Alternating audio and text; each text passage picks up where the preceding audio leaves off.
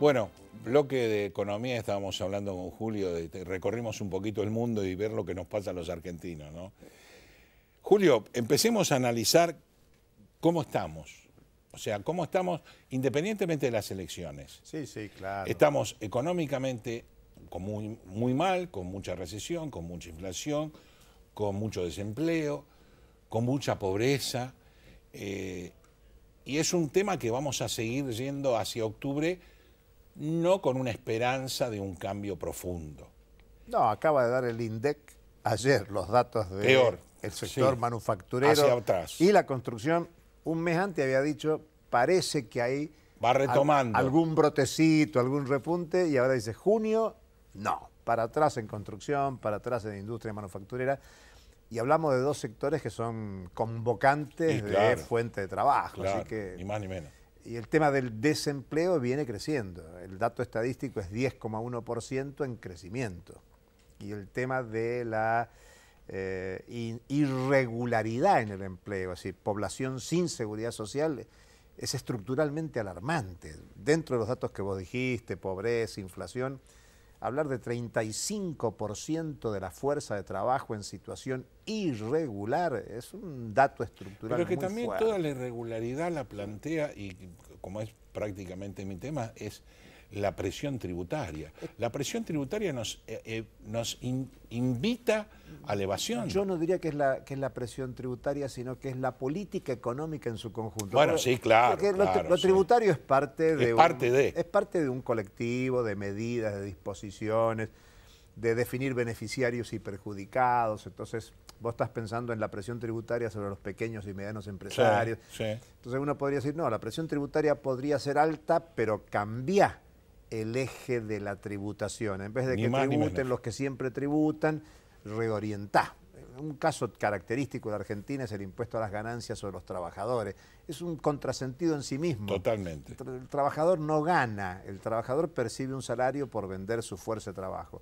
Si el salario es elevado, bueno, aplica algún tipo de impuesto a los ingresos elevados, pero nunca podés pensar, el impuesto a las ganancias debería ser el impuesto progresivo por excelencia. El impuesto a las ganancias es el que se le cobra a los que ganan mucho, incluso algunos dicen 35%. Bueno, quiere decir que te queda todavía un 65% de la ganancia para aplicarla a la acumulación, para el gasto suntuario, para lo que vos quieras. Pero impuesto a las ganancias es impuesto a las ganancias de las empresas.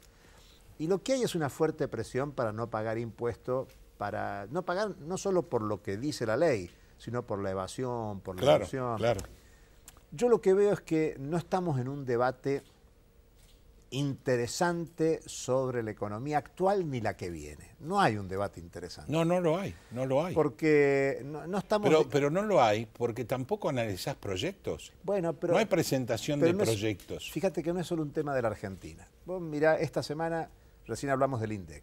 Bueno, hace muy poquitos días Alicia Bárcena presentó el informe de la CEPAL, las proyecciones económicas para América Latina del 2019. Y dice la secretaria ejecutiva de la CEPAL, venimos de 5 años de desaceleración de la economía latinoamericana y caribeña. Y dentro de lo latinoamericano y caribeño, lo que menos crece es Sudamérica. Y en Sudamérica, sacá Venezuela a un lado que merece un párrafo especial, porque es una cosa muy distinta, hay una presión política muy fuerte. Ahora Estados Unidos ha agudizado las sanciones sobre Venezuela. Ahí el tema del petróleo es un tema estratégico, más allá de hablar de cualquier consideración sobre el gobierno venezolano. Ahí el objetivo es administrar, gestionar la mayor reserva petrolera del mundo. Bueno, sacando Venezuela, Argentina es la peor proyección económica de la región. Vamos a terminar 4 años de economía con este gobierno, con 3 años en recesión. Es un dato muy elocuente. Y América Latina está con problemas. Es más, esta semana, más allá de los datos fuertes que la CEPAL diga que hace 5 años que América Latina viene desacelerando, no está hablando de un problema coyuntural. No. Y ahí adentro hay gobiernos de izquierda y de derecha. De todo tipo de gobiernos, sí. Entonces, hay problemas serios. Y en esta semana, a Trump se le ocurrió en su guerra comercial, dice, desde el 1 de septiembre le vamos a aplicar un 10% más de arancel a las importaciones chinas. Y China contestó con planificación económica, que es planificación monetaria, y generó una devaluación de la moneda. China tiene derecho a establecer su política, como Estados Unidos tiene el derecho a hacer la propia, y Argentina a hacer la propia. O sea, vamos por eso. La economía es mundial, pero la política económica sigue siendo nacional. Sí, lo que pasa es que influye. Bueno, Obviamente. Porque estamos hablando de las dos potencias. Las dos potencias, claro. Entre las dos suponen un 40% claro. del producto mundial. Entonces, influye. Mueven el amperímetro. Pero son políticas nacionales. Sí, sí, ni más ni menos. Trump le consulta ni a Alemania, ni a Canadá, ni a Japón, y China no le consulta ni a Rusia, ni a Irán, a los que quieras ubicar como socios de China. Son políticas nacionales que responden a intereses nacionales. Y esas dos medidas tomadas por Estados Unidos y China te provoca un descalabro global en el sistema mundial. Sí. Vos decías, bueno, ¿qué va a pasar después del 10 de diciembre Exacto. cuando asuma el nuevo gobierno? Vas a tener una situación, ya salto de la CEPAL al Fondo Monetario. El Fondo Monetario tiene el último informe preliminar de la economía 2019, dice, estamos en un proceso de desaceleración de la economía mundial.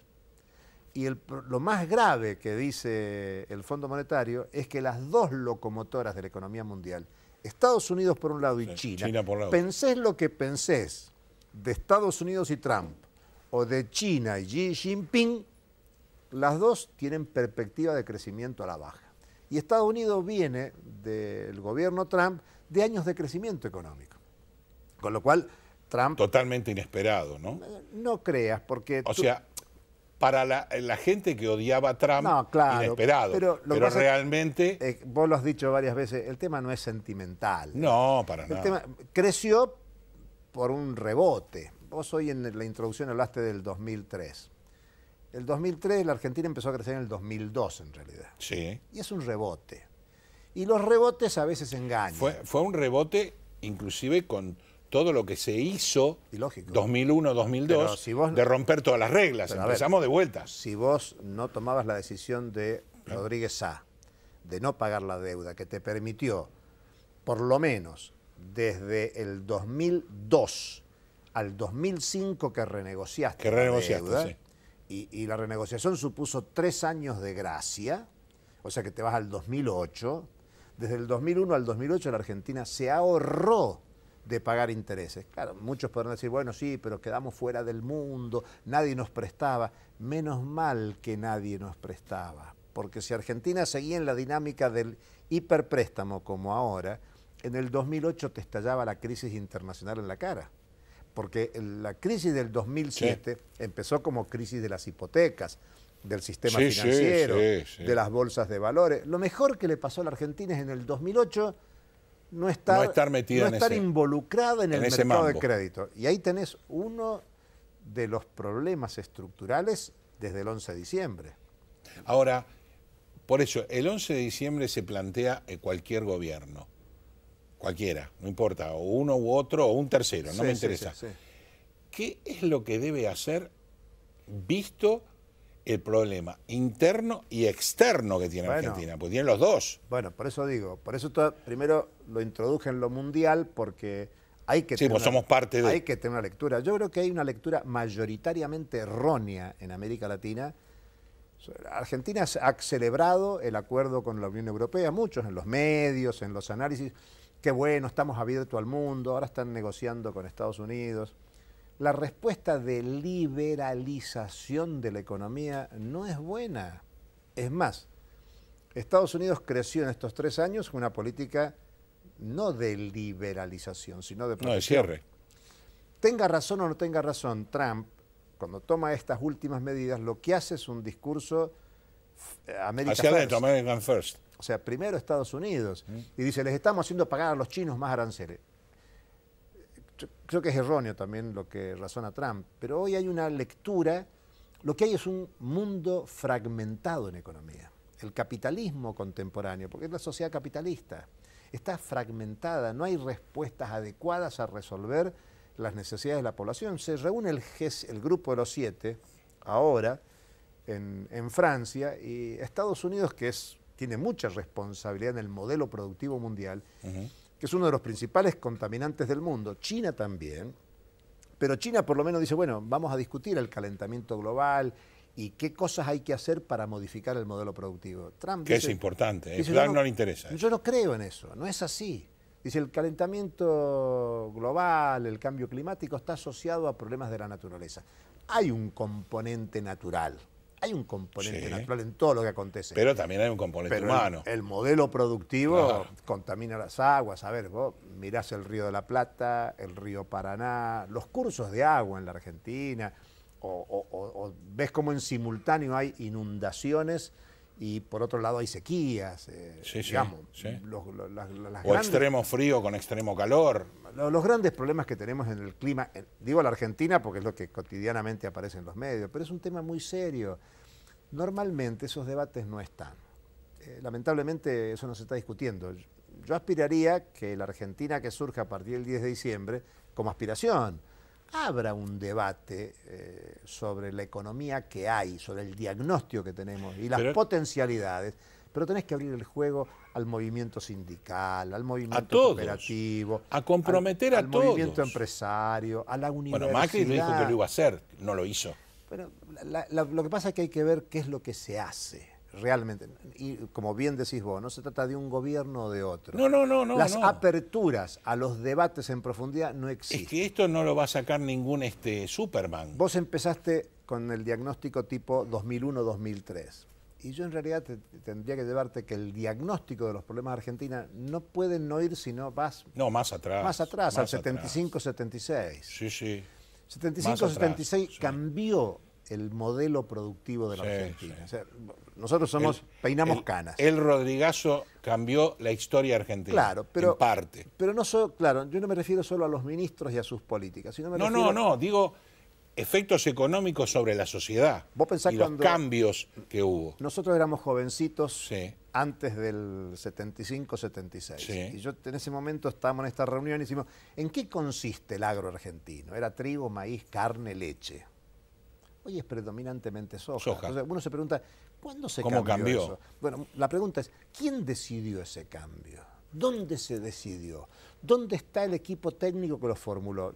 Más allá, aquí podría venir alguien y defender el modelo de sofización transgénica. Estamos de acuerdo. Vos lo que estás preguntándote es cómo nos transformamos de ahí, a esto, que vos decías, a esto. Y esto tiene impacto porque vos tenés pueblos fumigados hoy en toda la zona de desarrollo. El monocultivo que destruye la tierra. Enfermedades, además, en las poblaciones por la fumigación. Entonces, cambió el esquema. La Argentina es uno de los países del mundo más urbanizado.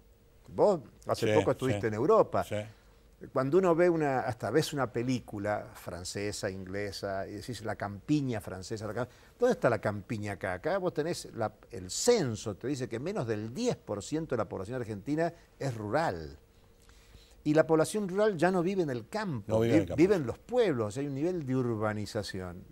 Uno puede decir, podría defender lo que es la vida urbana, la vida en ciudades, pero ¿quién lo decidió? ¿Dónde se planificó? ¿Cómo se pensó? Es más, si vos querés, para plantear algo, en su momento, en el gobierno de Alfonsín, hubo una discusión sobre la mudanza de la capital. Cambio de la capital a Viedma.